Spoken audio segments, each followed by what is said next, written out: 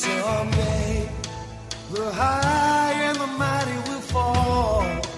Good evening, ladies and gentlemen. Welcome to the Radio Hour. This is your host, Paul Metza. You're in for a treat tonight. We have one of our favorite guests on. We call the episodes featuring Mr. Charlie Pierce Checkpoint Charlie, and we're going to be checking in with him tonight. It's been a lot of things going on. Mr. Pierce writes for Esquire.com. He's a Twitter god. He's written books, a sports fanatic, and he knows more about modern politics than most of the people out there in the listening audience do together. And we're going to jump right into it. Charlie Pierce, thanks for being on the Wall of Power Radio Hour tonight. Oh, it's good. It's good to be back. I hear that flat Midwestern heat is starting to set in. Well, for those of folks that aren't lucky enough to live by Lake Superior, which I do, which we like to call as the unsalted sea by the Zenith City, it is, but it brings up a question I had. It got a little chilly the other night, Charlie, and I adjusted my thermostat, and then I thought, God, is this going to change the way I vote? That's just it. You know all that bad trouble they're having in Sri Lanka? Your thermostat, baby. You did it. It's, I was, the house I'm staying until I move into my new place this Friday, has a TV, but I haven't, I watched little clips of the January 6th committee. What I've seen, I'm very impressed with. It takes me back to when I was a teenager, watching the great Sam Ervin and the rest with the Watergate hearings. How do you think the hearings stack up to the Watergate hearings? I think they're of a piece with the Watergate hearings for sure. Mm-hmm. I think that one of the things that I think they have in common with the Watergate hearings is that a lot of people started out when the hearings opened not believing that any of this stuff was possible, mm-hmm. and gradually coming to the realization that not only was it possible, it was worse than we thought it was. Yeah. And I think that's where a lot of people are right now. And if that's the case, then the hearings have succeeded. Well, I think they're very professionally done. I love the video feeds. And I thought it would be a cold day in hell until I had some respect for Liz Cheney. Yeah, that's causing like a lot of existential solace among a lot of people I know, including me.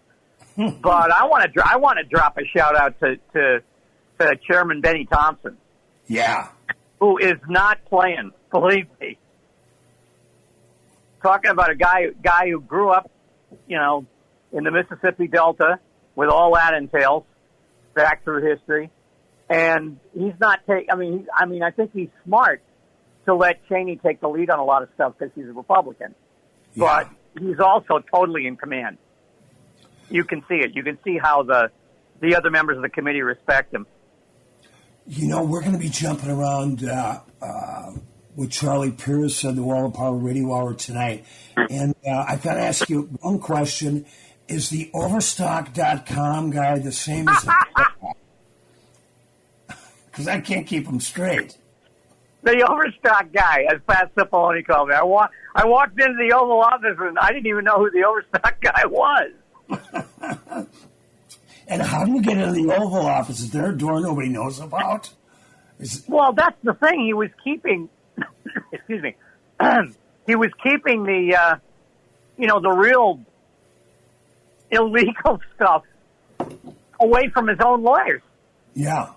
I mean, he gets all this incredible, Star Wars Cantina meeting into the Oval before his lawyers even know about it, and they have to come running down the hall and try to turn all this craziness off. Now, what is there's the Oval Office, which is, what we're all familiar with, and then what's the Yellow Room? Is that the other Oval Office? I think that's what they used to call I'm going back now to Jackie Kennedy's tour of the White House in 1962. I think the yellow room or the yellow oval is what they used to call the solarium. Okay. It's a a room with big windows and stuff, and apparently a good place to sit on snowy days and stuff.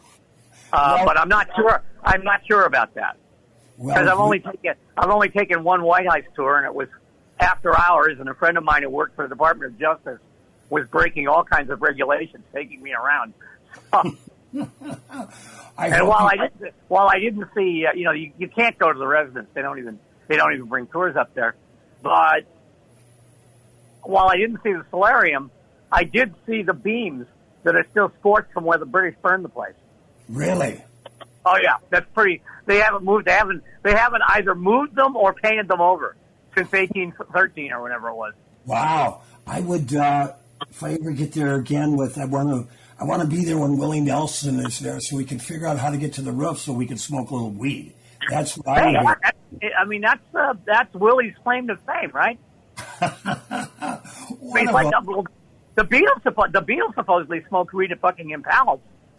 the day they got their OBEs. And who turned the Beatles on to marijuana? That was Bob Dylan at the Delmonico Hotel, I believe, back in 1964.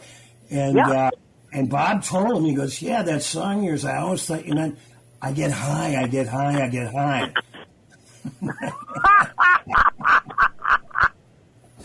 And that's how our culture moves. Speaking of the White House grounds, did they ever, hopefully Dr. Jill Biden had some good sense and some gardeners to redo the rose garden that Jackie O planted? And that's an interesting question. I don't know. And I haven't, most of the time when I'm in Washington, I'm up on Capitol Hill at, hearings or talking to people, and so I don't get to the White House very much. I don't know. That's a very good question. You should probably look that up because actually, I have my magic blogging laptop right here. Ah, there we go. Let's see what I can see.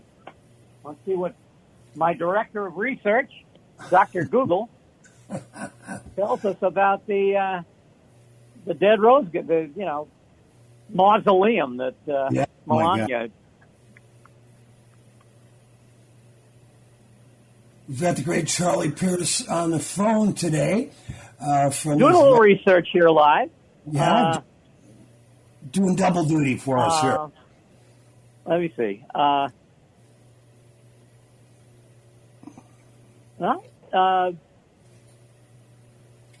You're listening to the Wall of Power. Well, no, I mean, I've got a lot of, there's a lot of Melania stuff here, but I'm not seeing any. I know there's a petition out there for Jill Biden to restore it. But the only items that Google comes up with are criticism of what she, what Melania did to it. When it comes to Melania, I just don't care. Do you? Well, I want the rose garden back. No, I want that. I'm just referring to her. As a personality or human being, I could care less. You're absolutely right. She wore that after all of this stuff about the migrant kids at the border. She wore that jacket that painted on the back. Yeah. Said, "I don't really care, do you?" So that's my take on her. We've got Charlie Pierce on for the whole show tonight on the Wall of Power Radio Hour.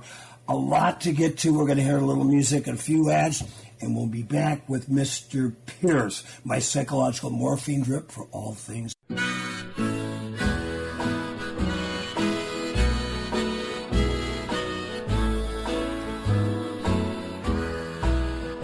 The old hometown looks the same as I step down from the train, and there to meet me is my mama and my papa,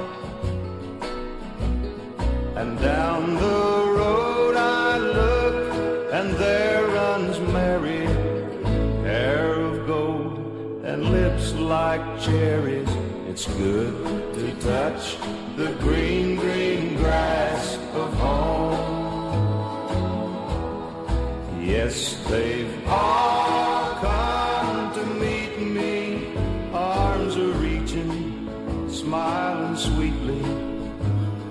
It's good to touch the green, green grass of home. The old house is still standing, though the paint is cracked and dry. And there's the old oak tree that I used to play on. Down political.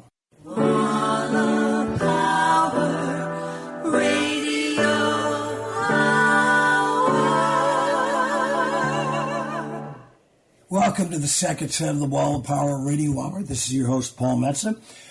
We are excited to have another episode of Checkpoint Charlie with the great Charlie Pierce on from his home out in Massachusetts. Charlie, at the end of the first set, we were talking a little Washington, D.C. I want to ask you, when I was out there, I played the Million Mile March in 1999. I had a pleasure of a friend taking me to the Monocle. The little water. That's down Capitol Hill. Yes. That's a standard. Oh my God! The night I was there, Henry Hyde was there. There was a long line for the ladies' room. So Kay Bailey Hutchinson, senator from Texas, asked me nicely if she could cut in front if I'd hold the door while she used the men's room, which of course I did. You're such a gentleman. I talked to the bartender who looked like Robert E. Lee, very soft-spoken man. I have to admit, Charlie, I stole a martini shaker from there. You stole a martini shaker. Excellent. I paid my taxes. I thought it was there due you go. right away. There you go. Plus, you're keeping our lawmakers from getting too drunk. You're not enabling congressional alcoholism. I'm very proud of you. Now, what was the other place you have to go if you get out there again? Excuse me. And this is down by the White House end of Pennsylvania Avenue. There's a place called the Tune Inn. It's called the what Inn? The Tune Inn, Tune Inn. Okay, it's a hokey name, but it has a lot of things going for it. Number one, it's got Leinenkugel Lager on tap. Oh, God bless him. And which doesn't happen on the East Coast at all. Right. Like we've had this conversation before. We can get any kind of Leinenkugel out here except the lager. In fact, I had a summer shandy the other night at my local. Anyway, it's also like it's a like White House staffer hangout. Yeah. So you can run into interesting people there. Third, and this is my favorite thing, supposedly Jimmy Breslin wrote most of his Watergate book, How the Good Guys Finally Won, in a back booth there. Wow. That's the legend anyway. And Breslin's Watergate book is one of the best ones. It was the one where he embedded himself in Tip O'Neill's office for the entire summer of 1974. Did you ever have a chance to hang out with Jimmy Breslin? No, he's the one I missed. I hung out with Pete Hamill a lot, and I used to hang out when his brother Dennis was writing a column for the Herald and we worked together. I used to hang out with Dennis all the time. And I hung out with Pete when I was in, every few times I was in New York. But Breslin I was never in the same room with, as far as I know, which is too bad because I have a lot of friends who, Kevin Cullen, the columnist at the Globe, who's one of my best friends, was a very, very good friend of Breslin's, as was Bella English, who is another colleague from the Globe. But no, one of the great regrets is I never met the guy. Now, what about the journalist that was on Trump from the very beginning, from the Village Voice, Wayne Barrett? Well, I met Wayne Barrett a couple times, at various, Democratic conventions and stuff. Alex Coburn introduced us. But, Wayne was so, so locked into New York City politics that, we never had any common interest because Wayne was, that was what Wayne's great genius was, to get down to the nuts and bolts of this one city, which is how he, got on the, I think he was on the Fred Trump train before he was on the Donald Trump train.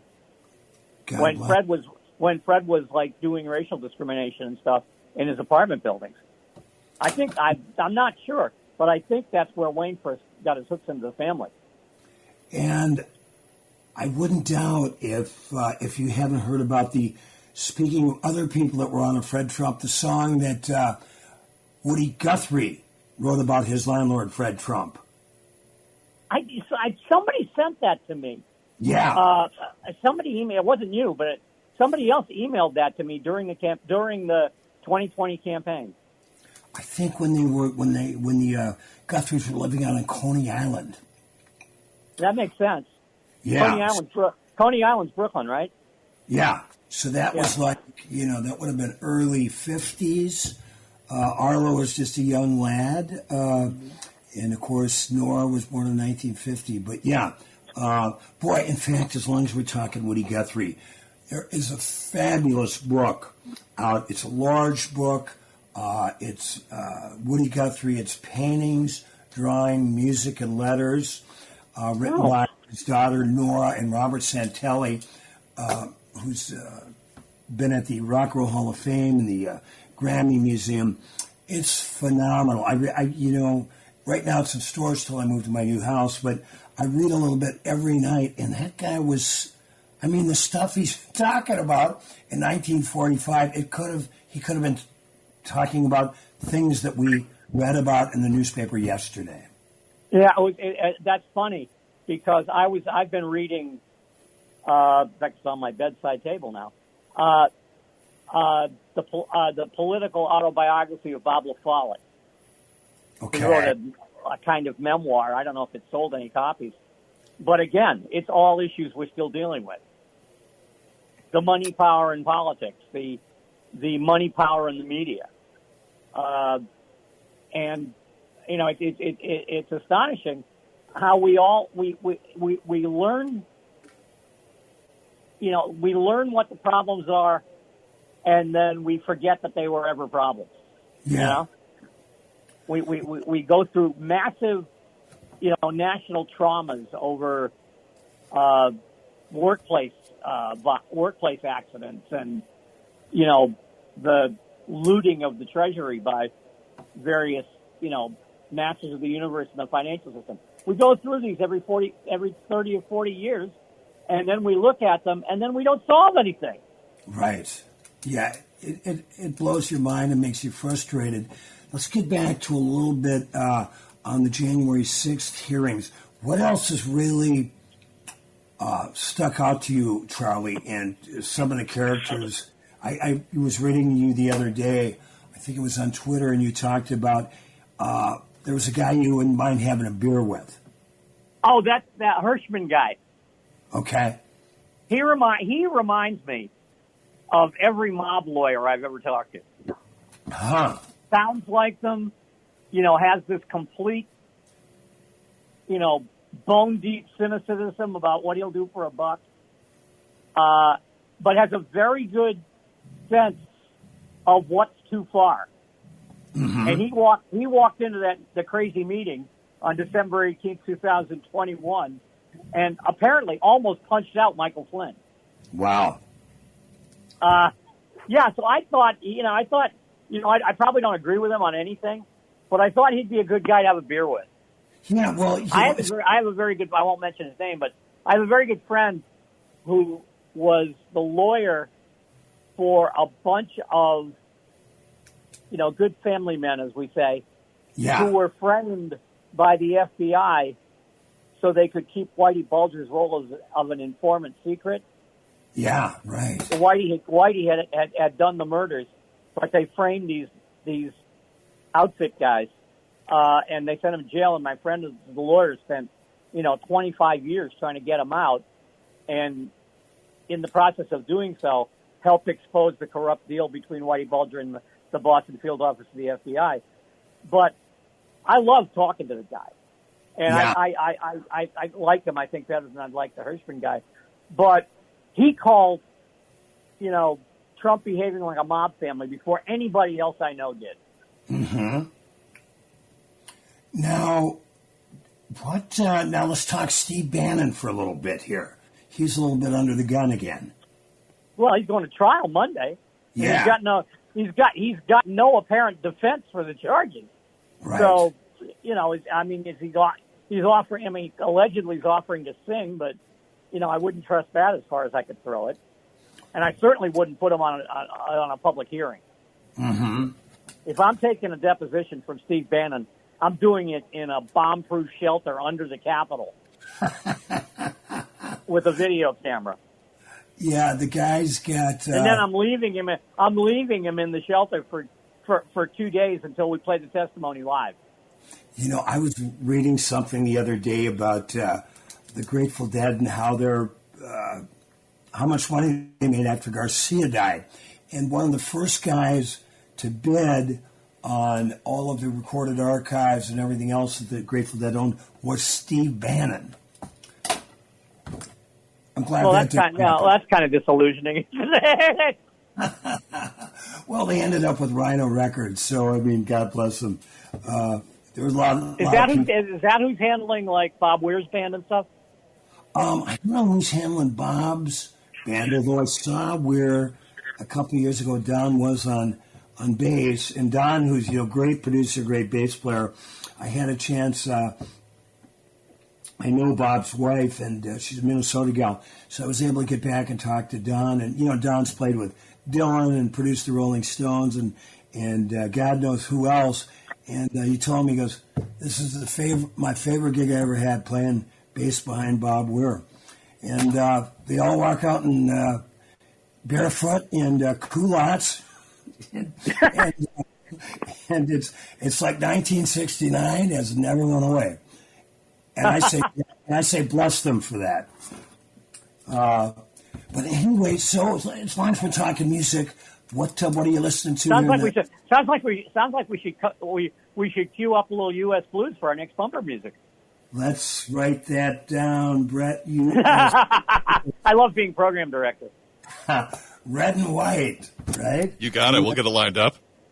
There you go. There's Brett jumping in. Yeah, and that was Brett Johnson, our intrepid producer, who helps make Checkpoint Charlie and Paul Metz's Wall of Power Radio Hour happen. Speaking of music, Charlie, what are you listening to in the summer of 2022? I've actually, it's very funny. I've been listening to, once again, I'm not listening to anything current at all, although I probably should, but I haven't been. I've been listening to this. I got to find the name of it. I can't remember the name of the band. Oh yeah, I've been listening to this band called Home Free. Do you know about them? No, I'm writing it down now. They do old songs, and they have. They do a medley of sea shanties. And I've been listening to that. Plus, they cover a lot of stuff. They cover like Ring of Fire, and they do it all with acoustic, old school instruments. And so I found them on. Did I find them on Twitter? No, I found them on Google because I googled sea shanties because I was watching Moby Dick on the Gregory Peck Moby Dick, and they have that wonderful scene at the beginning when the Pequod puts to sea and they sing all the old sea shanties. What was the name of the guy who made the sea shanty records back in the 60s, whose record collection Dylan looted in New York? It was Paul somebody. Paul Clayton. Pardon? Paul Clayton. That's him. I've got his album up too. I've got his album up now too. He did a whole album of sea shanties. Oh, so yeah. I've been listening to like freaky music recently. Clayton's really, really good. Living in Duluth here, Charlie, there's a beautiful old refurbished 1940s movie theater called the West Theater. And there's 2 shows there that I saw, and then a show at the old North Shore Theater with the 1915 Art Deco Theater in downtown Duluth that they refurbished to the tune of $35 million. So the first, last summer, in about the first 8 weeks I was here, I saw Leo Kottke at the North Shore, Jorma Kaukonen solo at the West Theater, and 2 weeks later, a show you would have loved, the David Bromberg Quintet. No, man, you saw like acoustic guitar heaven. Yeah, it was phenomenal. And those guys are all like my main guys, And this. Oh, Kotke's from Minnesota, isn't he? Leo is, and Richie grew up in Oklahoma, but ended up in Minnesota and really kind of came of age on the West Bank music scene. He was a little after Dinkytown. But yeah, he still lives in Minnesota, and we'll tell a great little Leo Kottke story here. I don't think we're talking under school, but Leo's been one of my main guys. I saw him in concert in '72 when I was 16. I said, that's what I'm going to do for a living, and I want to play that theater where I saw it at the Guthrie Theater in Minneapolis, which I ended up playing 8 times. And I followed Leo, and I bumped into him at guitar stores and cigar shops and record stores around town. And a guy for one of the music magazines about 25 years ago went to interview Leo at his home outside of Minneapolis. And Leo had all these weird and crazy guitars around, and a lot of them junkers, unplayable. And the guy goes at the end of the interview and said, Leo, you've got all these beautiful Taylor and Martin guitars. What's up with all these other guitars in this room? He goes, well, I learned my lesson. And the guy goes, what's that? He goes, never go to the guitar store high. We got Charlie Pearson on the wall. I try to keep that rule for record stores and bookstores too. We've got Charlie Pearson for one more segment on the Wall of Power Radio Hour. We're going to hear a little bit Grateful Dead.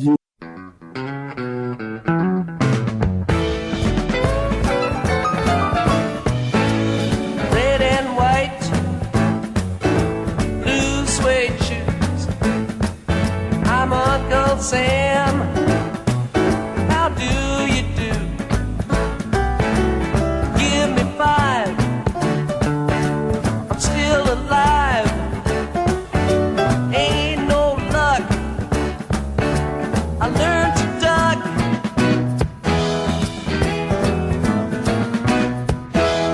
Check my pulse, it don't change. Stay 72, come shine or rain. Wave the flag, rock the boat,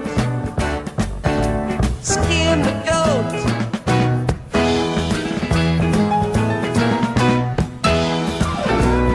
Wave that flag, wave it wide.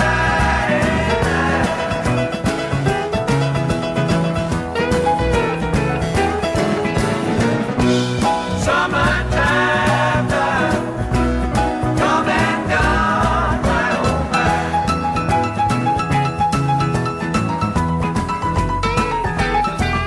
I'm Uncle Sam, that's who I am. Been hiding out in a rock and roll band. Shake the hand that shook the hand of P.T.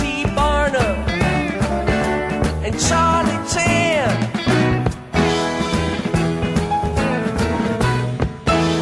Shine your shoes, light the fuse. Can you use them old U.S. blues? I'll drink your head out of me. What made Milwaukee famous has made a loser out of me.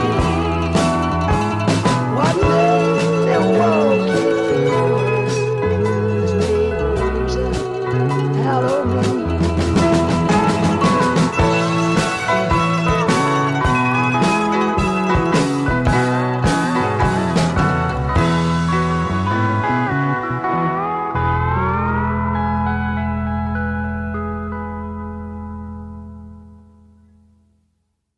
Out. Welcome back to the third set of the Wall of Power Radio Hour. This is your host, Paul Metza. We hope everybody out there is enjoying summertime. We've got the great Charlie Pearson.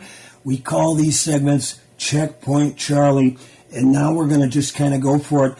Charlie, what else has been on your mind as you sit around and enjoy a Leinenkugel summer shanty, which for me is a little too fruity, but That's just Yeah, me. that's what I love about their simple lager is that it tastes better than any lager I ever had.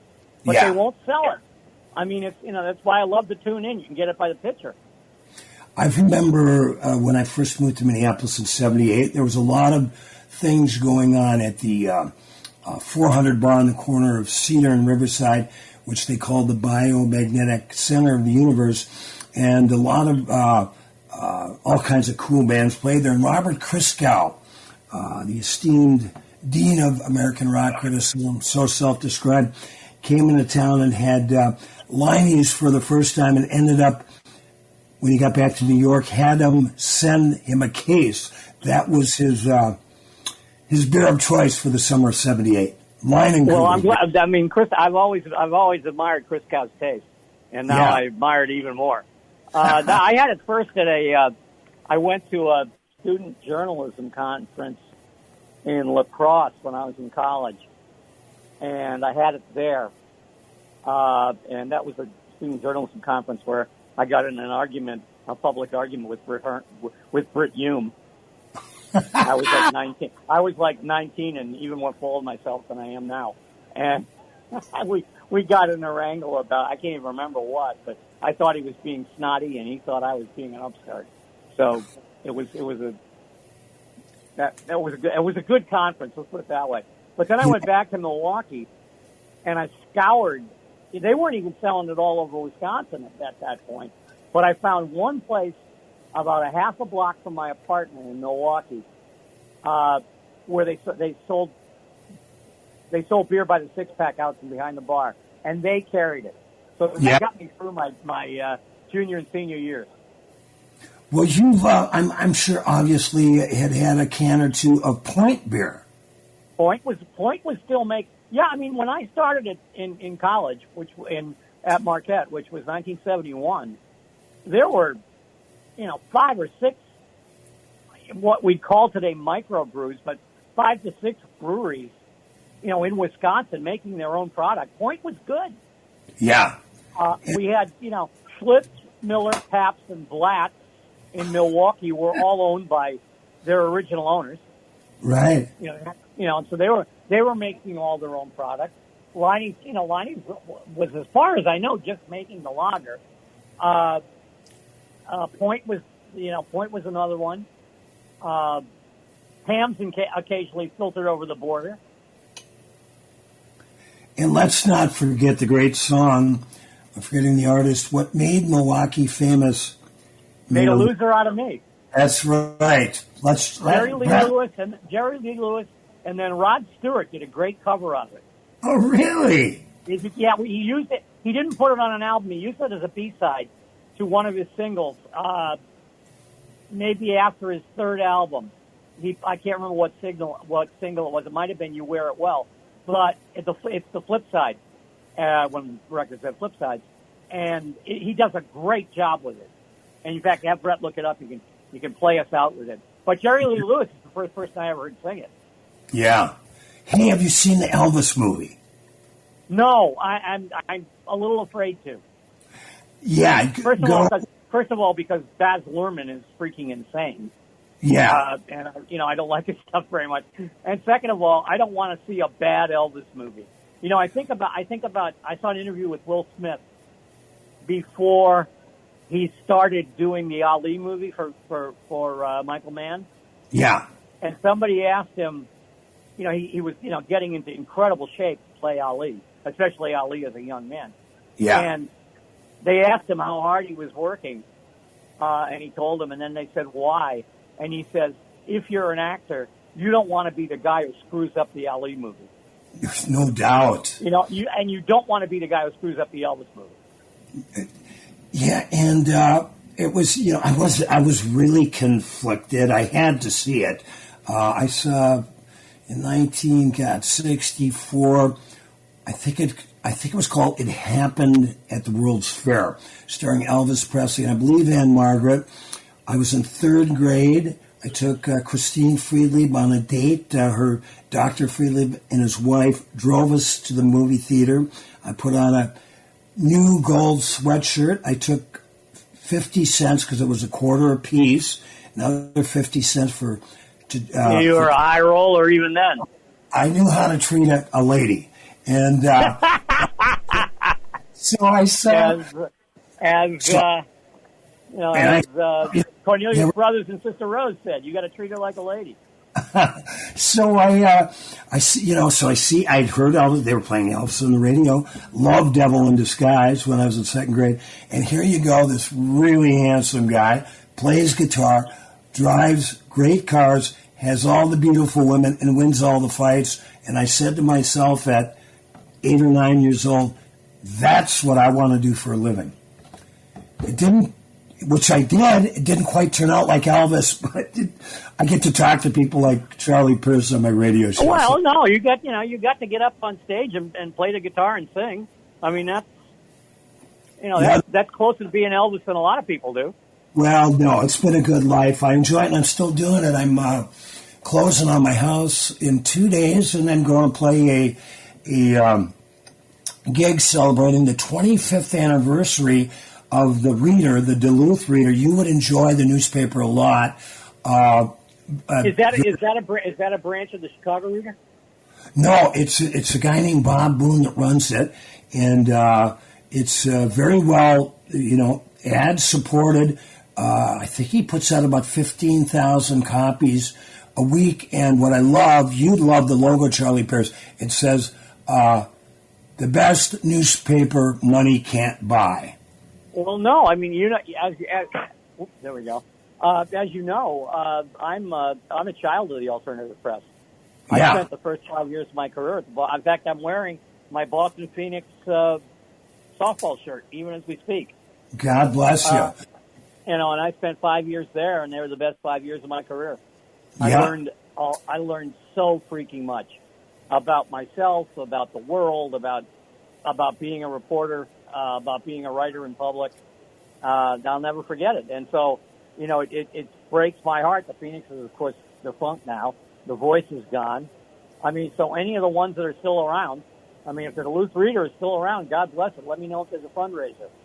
Yeah, I will. In fact, I'll send you a couple of hard copies because you got to get a feel for the paper. I read a lot of stuff online, but I still like holding the paper and having that paper to the touch. I get a link on my hands. I don't care. And that's funny. I went out this morning to get breakfast, and I picked up a Globe just because I wanted to read the newspaper again.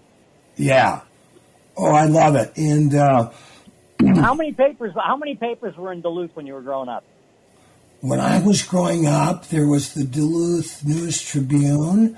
I think there was. I can't remember if it was the Duluth Star, but there was 2 newspapers. We had a daily in Virginia, Minnesota, called the Mesaba Daily News, which is now just called the Mesaba News because they put it. The Duluth News Tribune is only delivering 3 times a week. I get the copies and the digital copy.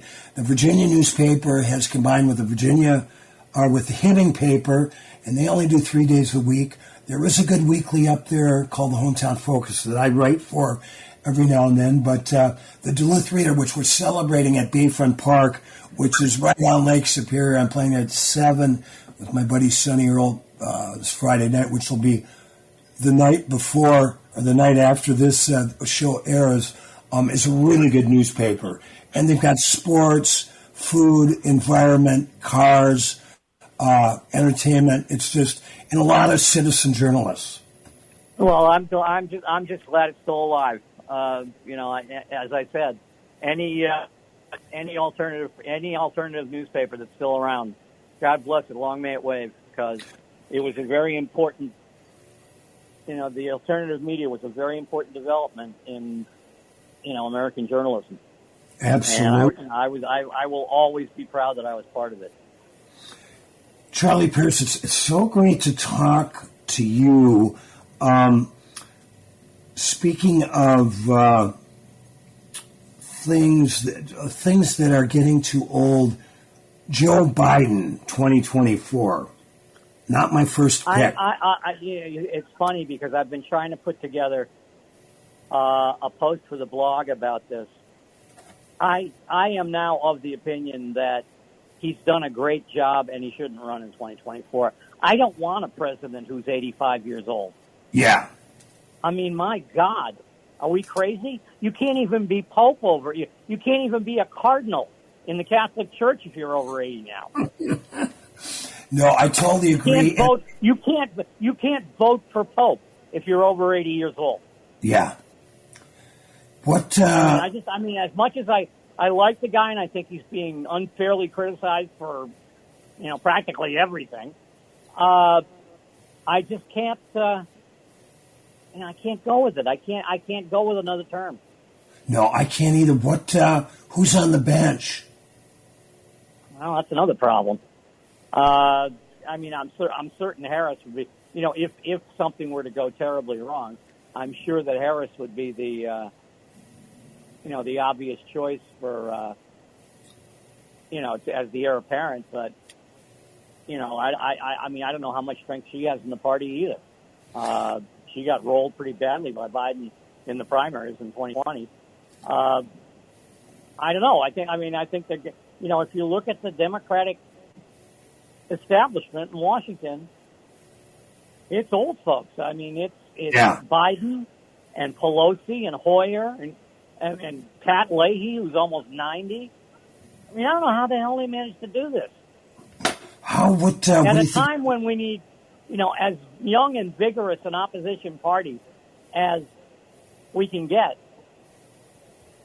the party in Washington is run by, as my son sent me an email last night because he looked it up. The Democratic leadership in the House of Representatives, except for Hakeem Jeffries, they're all older than the chocolate chip cookie. The chocolate chip cookie was invented during their lifetime. You know what? And there's no better way to end this episode. Checkpoint Charlie on the Wall of Power Radio Hour with that tasty tidbit from the great Charles Spears. Charlie, we got to you got to come to Minnesota. We got to hang out. I gotta go see my big lakes again. It's been too long. Please do, and get a hold of your buddy Jimmy Moore down there in Texas. Have him drive his bike up. I'll get Moore, and I'll get Popovich. That would be a force. Although he's in Denver now. Yeah, he could. That's a 12-hour drive. Okay, well that's fine. It's a straight shot too. Right up 90. You keep us posted there on your blog on Twitter, Charlie, and keep us honest. And it's always a pleasure speaking with you, my brother. No problem, Paul. Thanks. Have fun. Have a good weekend. Have a good show down for the newspaper. Thank you so much, my friend. Have a great week. You bet. Bye-bye. Thanks for listening to the Wall of Power Radio Hour. The show is produced by Paul Metza, engineered by Brett Johnson. We'd like to thank our guest, Checkpoint Charlie Pierce. We hope everybody's enjoying the summertime out there. My book, Alphabet Jazz, Poetry, Prose, Stories, and Songs, should be out by September of this year. Follow me at paulmetza.com for more info on that and where I am playing. And like my dad used to tell me, remember to be kind and make someone happy. No power brokers, the wall of power will fall. We're out.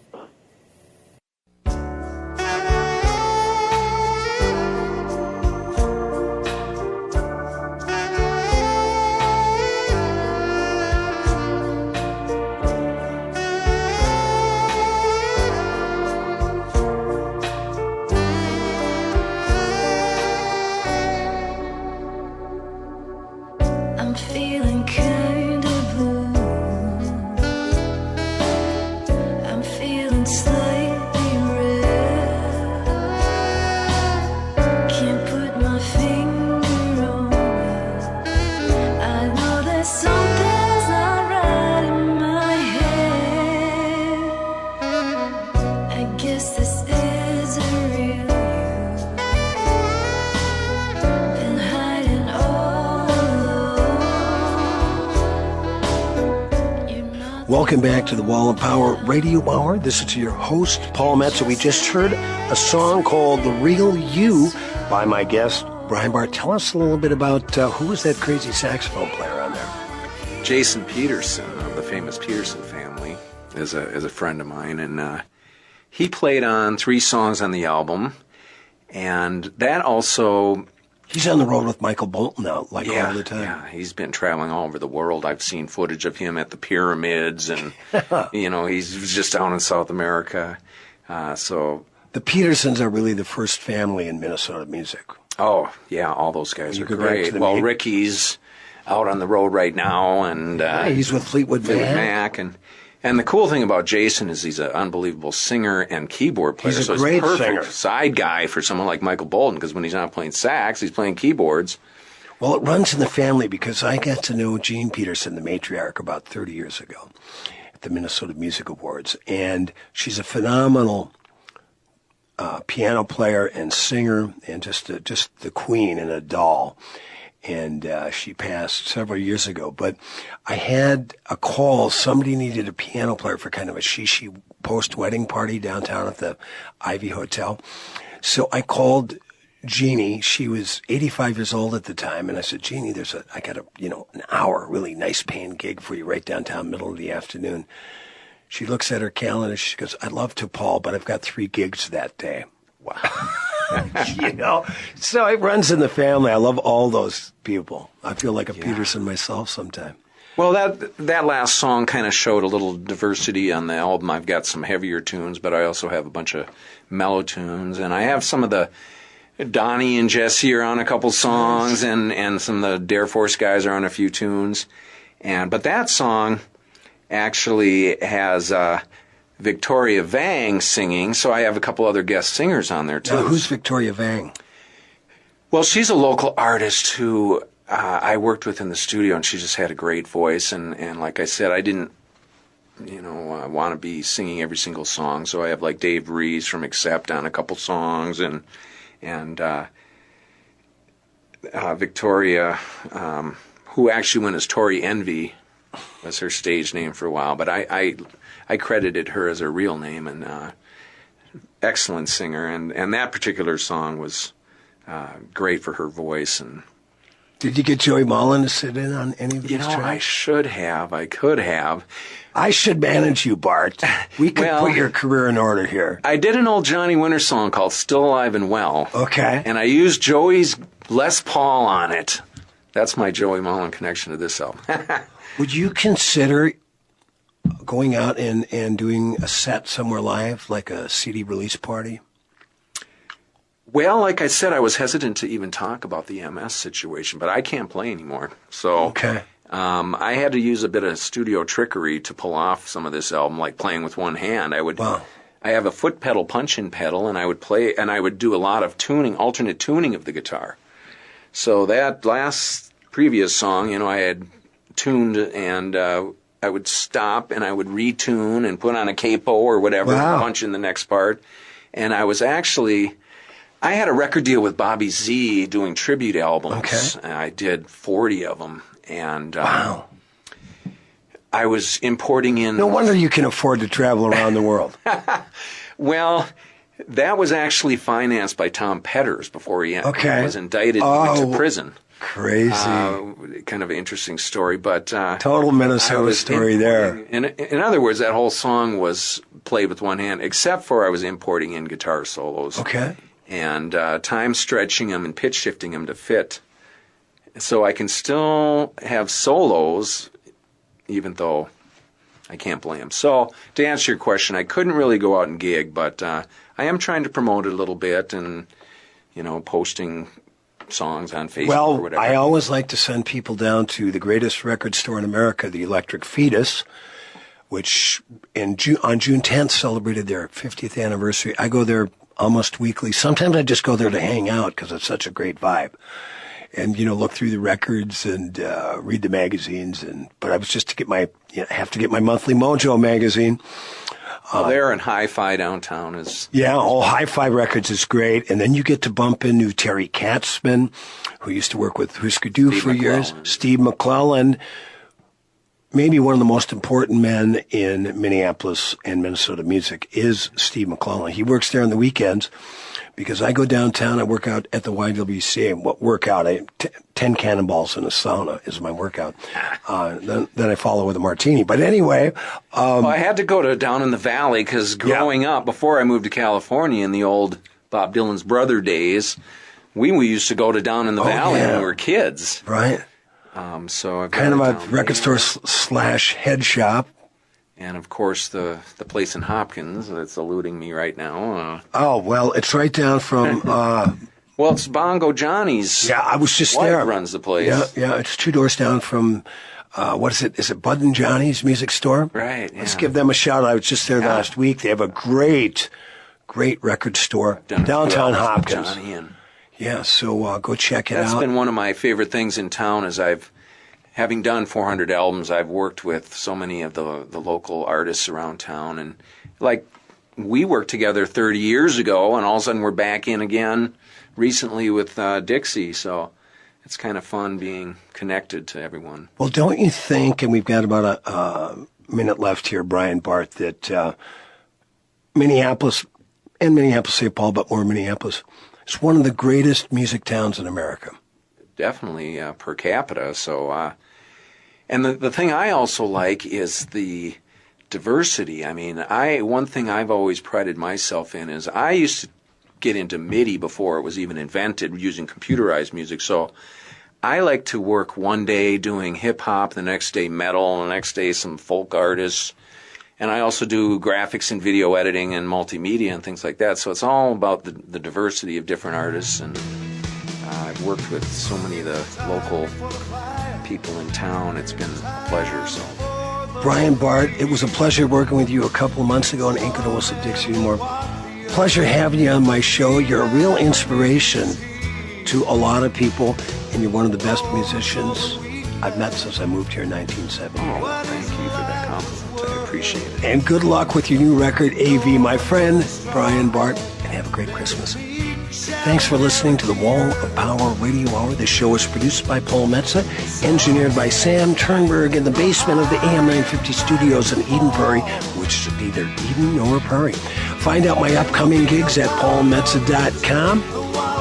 Every Thursday night at Shaw's, 16th and University, 5 to 7:30. Willie Walker, Sunny Earl in Northeast. Wednesday nights at the Green Lantern in St. Paul, 9 to 11:30. And like my dad used to say, remember to be kind and make someone happy.